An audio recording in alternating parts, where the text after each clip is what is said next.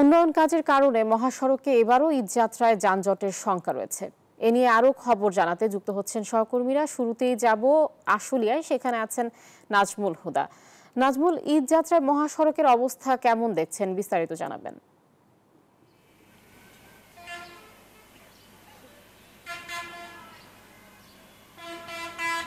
আয়েশা, আপনাকে ধন্যবাদ। আপনি যেমনটি বলছেন, ঈদের আর মাত্র কয়েকদিন বাকি আছে এবং এখনও যে গুরুত্বপূর্ণ সড়ক যে আবদুল্লাপুর চন্ডা মহাসড়ক, সেই সড়কের কিন্তু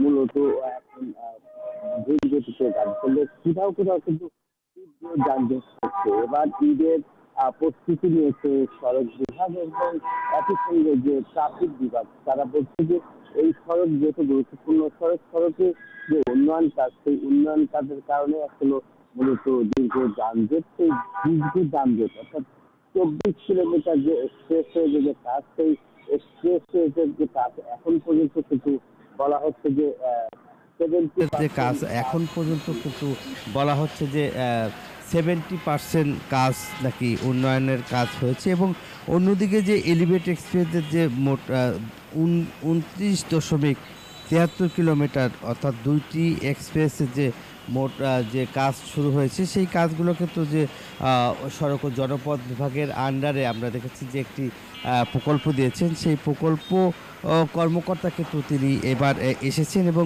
দ্রুত কিভাবে গাড়িগুলি পাস করা যায় ঈদকে সামনে রেখে। এবং আমরা যদি দেখাই যে এখনও যে এলিভেটেড এক্সপ্রেসের যে কাজ, সেই উন্নয়ন কাজ কিন্তু এখনও চলছে এবং নবীনগর আশুলিয়া এবং বাইপেল চন্ডা মহাসড়ক, এই সড়কে কিন্তু যে ঈদে ঘরে ফেরা এবং 23টি জেলার মানুষ কিন্তু এই সড়ক দিয়ে যাতায়াত করে এবং যেহেতু প্রতি বছরে কিন্তু প্রতি যানজট হতেই থাকে।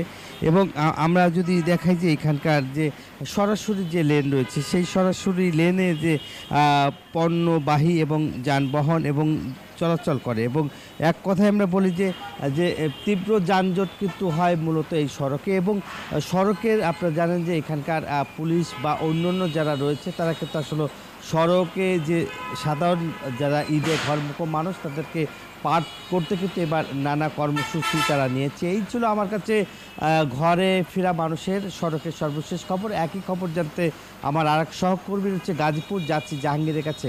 জাহাঙ্গীর, এই ঈদে জামা জুতো অ্যাক্সেসরিজের ডিসকাউন্ট।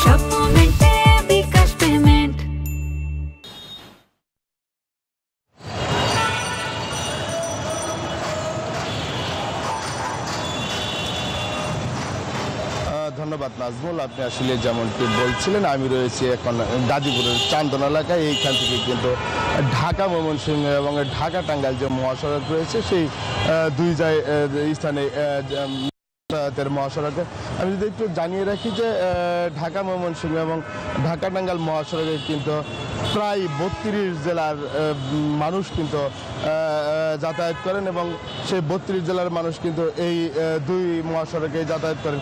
আমি যদি একটু চিহ্নিত করি যে ঢাকা ময়মনসিংহ যে মহাসড়ক রয়েছে, সেই মহাসড়কে লেন রয়েছে, সেই বিআরটি লেনের কাজ অসমাপ্ত থাকায় এবং একটি ফ্লাইওভারের কাজ চলমান থাকায় কিন্তু যানজটের সংখ্যা করছেন সাধারণ যাত্রীরা। এবং ঢাকা টাঙ্গাইল যে মহাসড়ক রয়েছে, সেই মহাসড়কের মধ্যে কিন্তু বিভিন্ন জায়গায় কিন্তু ভাসমান দোকান, সেই দোকানগুলো রয়েছে এবং অটোরিকশা কিন্তু ঢাকা টাঙ্গাইল এবং ঢাকা ময়মনসিংহ যে মহাসড়ক রয়েছে, সেই দুই মহাসড়কেই কিন্তু অটোরিকশার যে রাজত্ব, সেটা কিন্তু রয়েছে। এবং আইনশৃঙ্খলা বাহিনীর সাথে বা ট্রাফিকের সাথে কথা হয়েছে, তারা যেমনটি বলছিলেন যে বিভিন্ন পয়েন্ট চিহ্নিত করে এবং যেন যানজট এড়িয়ে চলা যায় বা যানজট নিরসনে কিন্তু ট্রাফিক বিভাগ কাজ করে যাচ্ছে। তো ঈদকে স্বস্তিদায়ক করতে কিন্তু তারা চেষ্টা চালিয়ে যাচ্ছে। তো এই ছিল আমার কাছে ঢাকা টাঙ্গাইল এবং ঢাকা ময়মনসিংহ মহাসড়ক থেকে সর্বশেষ তথ্য। আয়েশা, জাহাঙ্গীর এবং নাজমুল, আপনাদের দুজনকে ধন্যবাদ জানাচ্ছি।